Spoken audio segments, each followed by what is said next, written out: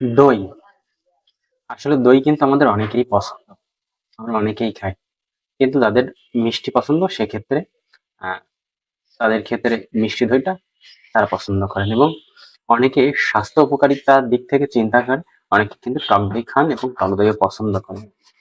আসলে মানে বিশেষ করে গ্রাম বাংলায় বা একটা প্রবাদ প্রচলিত আছে যে, পেট ভালো থাকলে তো মন ভালো থাকে বা মাথা ভালো থাকে বা মস্তিষ্ক ভালো থাকে। আসলে এটা অনেকটাই এটা সত্য। যেমন আ দেখা যাচ্ছে এই যে টক দইয়ের ভিতরে যে গুড ব্যাকটেরিয়া রয়েছে, যে গুড ব্যাকটেরিয়া গুলো খেলে দই খেলে সেই আ গুড ব্যাকটেরিয়া গুলো কিন্তু খুব উজ্জীবিত হয়। তা আনন্দ করে, প্রফুল্ল করে এবং এর সঙ্গে কিন্তু মস্তিষ্ক ভালো কাজ করে এবং ওই যে, পেট ভালো থাকে মস্তিষ্ক তাইলেই কিন্তু ২ টা একসঙ্গে কাজ করছে। সেক্ষেত্রে যোগ না হয়ে কিন্তু গুণ হতে পারে। যেমন ১০ × ১০০ কিন্তু আর ১০ আর ১০ যোগ হচ্ছে ২০। ঠিক এরকমই কিন্তু। এজন্য টক দই কিন্তু অনেক উপকারী। অবশ্যই আপনারা পরিমাণ মতো নিয়মিত টক দই খাবেন। এবং টক দই আরো নানা স্বাস্থ্য উপকারিতা আছে। আপনারা অনেকেই কম বেশি জানেন।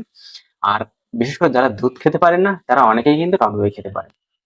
অবশ্যই আ টক দই নিয়মিত খাবেন এবং আপনার স্বাস্থ্যের দিক থেকে বিবেচনা করে আপনি অবশ্যই টক দই চুজ করবেন। তো এমন ধরনের আরো ভিডিও দেখতে চাইলে ডক্টর সত্যজিৎকে Facebook, TikTok, YouTube এবং Instagram এ ফলো দিয়ে পাশে থাকতে পারেন এবং এই ইম্পোর্টেন্ট ভিডিওটি সকলকে জানিয়ে দিতে শেয়ার করতে পারেন। ধন্যবাদ।